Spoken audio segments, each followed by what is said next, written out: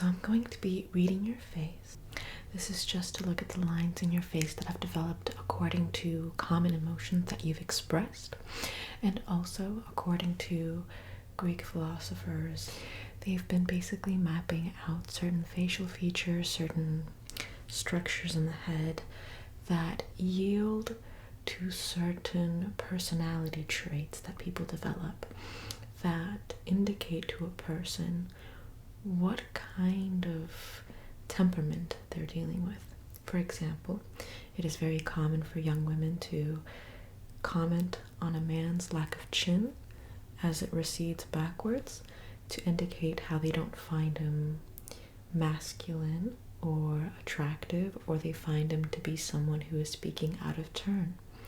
This is an example of face reading. This is an example of something called physiognomy. Basically, it's the art of face reading. It's a way that you can determine someone's personality, someone's characteristics and personality traits, as it's either been developed socially according to their physical features developing, or according to their personality traits developing those physical features, because there are certain physical features that do develop according to your temperament or personality traits. There have been identical twins that kind of deviate slightly as they've developed physically according to their lifestyles, according to how they've basically characterized themselves throughout the years. So, for example, if you would notice my ears, they do stick out just a tad bit, but they're quite close to my head. So because they do stick out a little bit, that would indicate that I'm someone who's a little more on the adventurous side. If they were to stick out completely, that would indicate someone who's far more prone to go off the beaten track and try and explore completely undiscovered terrain for themselves. The closer your ears are, the closer you are to a more traditional perspective.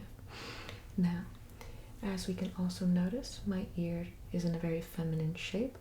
A masculine ear would have a smaller top as such, and it would also be bigger. However, the smaller top is not to be misinterpreted for the pointy ear. Pointy ears have, according to physiognomists, they've been counted as being more deceitful types of ears, and so on and so forth. Another example that we can use is, for example, an arched brow tends to be indicative of someone who is more receptive, someone who has a more open countenance. Someone who has a more flat brow as such tends to be someone who's a little more rigid, a little more closed, a little more set in their ways.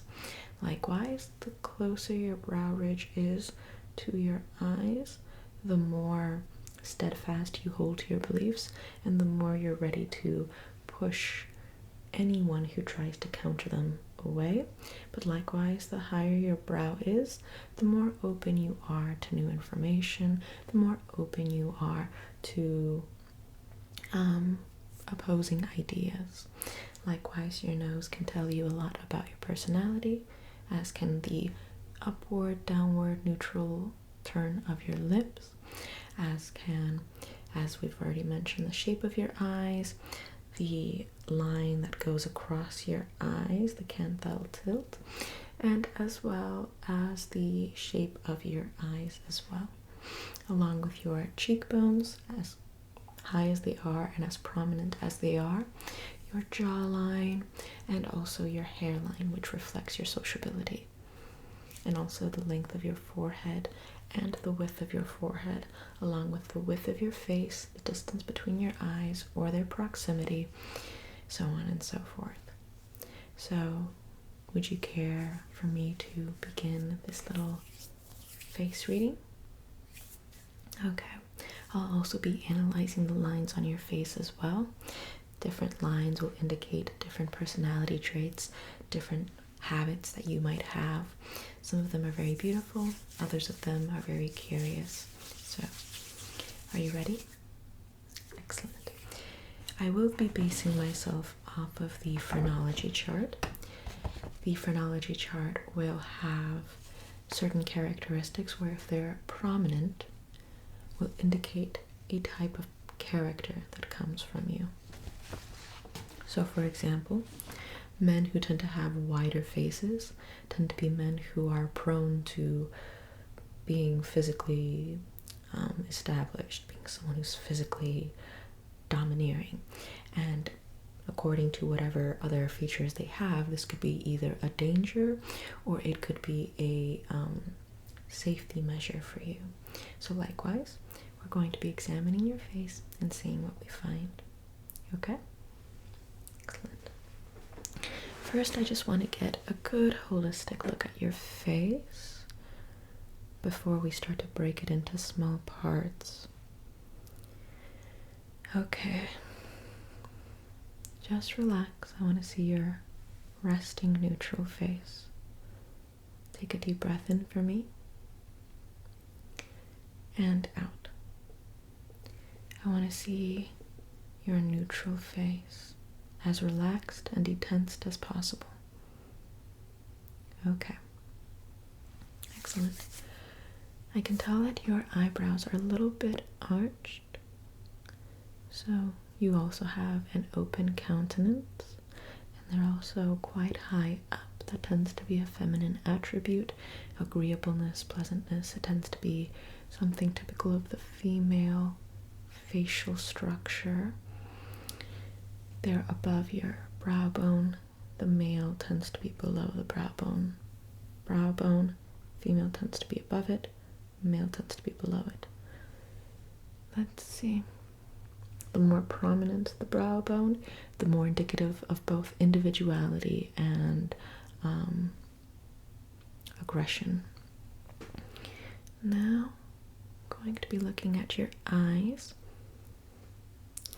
The more surface level your eyes are, the more close it comes up to your face, the more flat it kind of gives the appearance of, the more extroverted and the more open you are. The more deep set it is, the more intuitive, introspective, romantic you are. Your eyes are a little bit deep set, so you're a little bit introspective, and you can have a very romantic side to you, but you're not someone who tends to cower away from the world or run away and hide, essentially. Keep looking at me. Your nose is also thin. If you had a wider nose, that reflects dependence. A narrow nose reflects independence. So your narrow nose reflects a sense of independence, a comfort with being open-minded, and also, or not even open-minded, but having an open countenance, having a sort of an almost naive and gullible appearance, depending on how we measure the proximity between your eyes. But I think in your case, you're quite steady with keeping one foot on reality while keeping a mind open to new ideas. And the proximity between your eyes is quite average, which is very good. If your eyes were further apart, it would yield to a sense of naivete, it would yield to a sense of gullibility, but you would be very, very, very tolerant of the world as a consequence. If they were much closer together, it would yield a level of intolerance, it would yield a level of stubbornness and hot-headedness, but you would be quite assured of yourself. So, let's move down to your nose. The mark of wealth, even though this is where it gets into divination, is if it's bulbous, you're going to come into great wealth. I don't believe that. But what I do believe are the characteristics that the tip of your nose indicate. For example, if the tip of your nose is upwards, you might be might be more prone to negative ruminating thoughts. If your nose is just with a flat bridge pointed slightly downwards, that is the mark of someone who, just a little bit downwards, is pretty much neutral, someone who's essentially kind of on a steady, sort of stoic, stable path. If it's all the way down with a straight bridge, but all the way down, it indicates someone who's clever. Now, if your nose, if your nose was more aquiline, it would indicate someone who's more cerebral and intellectual. If your nose was more rounded and curved, that would indicate someone who perchance might be a bit curious. And when it comes to these, your nostrils, the more flared out your nostrils are, the more prone you are to experiencing extroverted emotion. The closed off your emotions are, the more you're prone to experiencing introverted emotions. Your nostrils are pretty much closed in, and the tip of your nose is pretty neutral. Turn that way for me, please. I'm going to just feel the bridge of your nose. Yeah, you have a neutral nose. Now, onto your lips, onto your mouth. Rest your mouth for me, please. Keep it as rested as possible. We could either have, and this is where it gets into the practical elements. This is where it gets into the whole, do your personality traits make you, or do you make your personality traits that then are evident upon your face? So, your lips are a little bit downturned. This would indicate someone who is prone to negative rumination, someone who's prone to upturned lips or upturned mouth is someone who tends to think a little more positively. They tend to be more on the bright side. Someone who has downturned corners is someone who tends to be a little more melancholic. Someone who's neutral is, as is indicated, someone who kind of stays in between the two realities. Someone who's just sort of going along with the waves, essentially. Now, I'm going to be analyzing your jawline. Your jawline will indicate a sense of self-esteem. It will indicate a sense of how you present yourself in a social situation. Whether it's where you come along in a very established way, or if you're someone who tends to adapt and go with the flow. So, I'm going to be analyzing your jaw. Would you mind looking that way for me, please? Okay, and then look that way for me, please. Okay, and look forward. Yes. A narrow jaw is someone who tends to be non-threatening. A narrow jaw tends to be more feminine. A narrow jaw tends to be someone who indicates a level of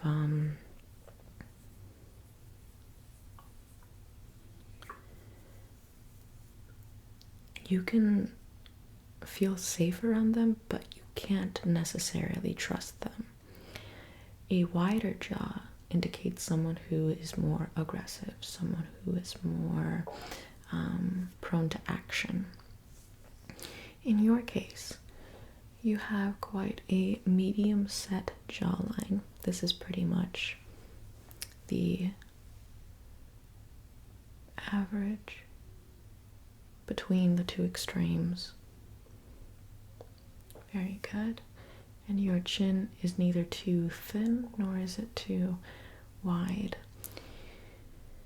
Very good. Let's examine your cheekbones now. Your cheekbones aren't quite prominent. This gives you a very soft, delicate, feminine face. A more angular face would give you more masculine characteristics. This gives you more of a youthful, playful personality. And as for the position of your cheekbones, since they are medium, neither too high, which could yield to a sense of deceit, and neither too low, which could yield to a level of sluggishness, but right in the middle, it yields to a sense of composure. It yields to a sense of balance. Now I'm going to be analyzing your forehead, your hairline, the width of your forehead as well, and then your ears as well. So let's start off at your forehead. You have a long forehead that indicates a sense of elegance, but it also indicates a sense of intelligence. Someone with a shorter forehead would be someone who's more prone to sociability. You also have it quite wide. It's about the same width as your jaw, giving you an oval face. If it was longer than your jaw, it would give you a heart-shaped face. Well, depending on how your hairline shows, but your hairline is the widow's peak. Without the widow's peak, it would give you the triangle. Nonetheless, you have a heart-shaped face. Very beautiful, very rare head combo. Actually, you don't have that. You have the oval face, but you do have a widow's peak. Now, when it comes to the width of your forehead, since it isn't too wide, which would give you a more aggressive personality, nor is it too narrow, which would give you a more submissive personality, you're right in the middle, which gives you a sort of balanced element between the two. And likewise, the height of your brow, or the height of your forehead, gives you creativity and intelligence.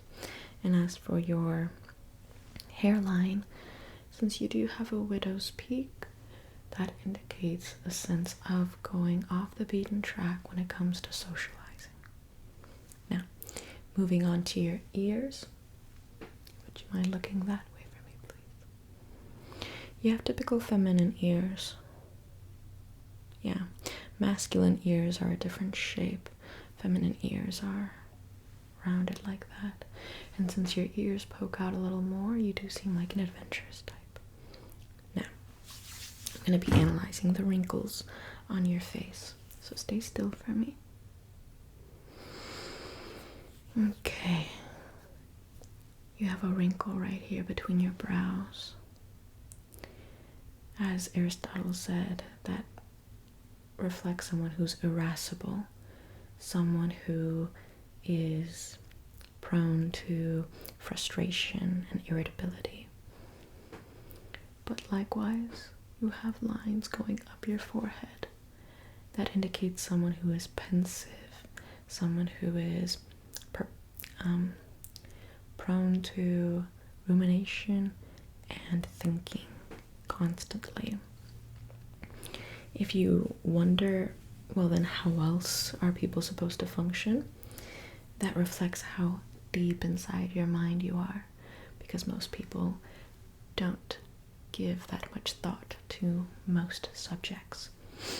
So these lines are evidence of deep rumination and irritability.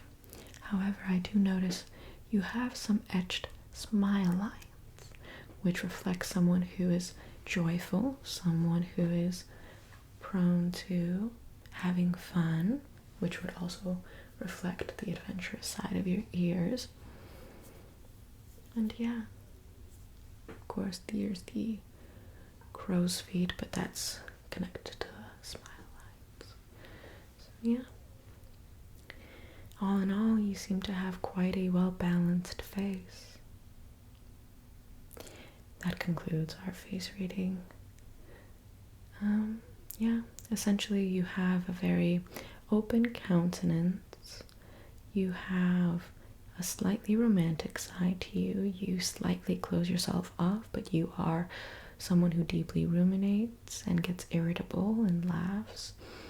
You are someone who is quite balanced and measured between gullibility and stubbornness, and you're someone who has a strong adventurous side. And you show up to social occasions with a strong sense of self and presence. That's the interpretation I can gain from you. Nonetheless, I wish you good tidings. I'm going to go and gaze at the sun. It's really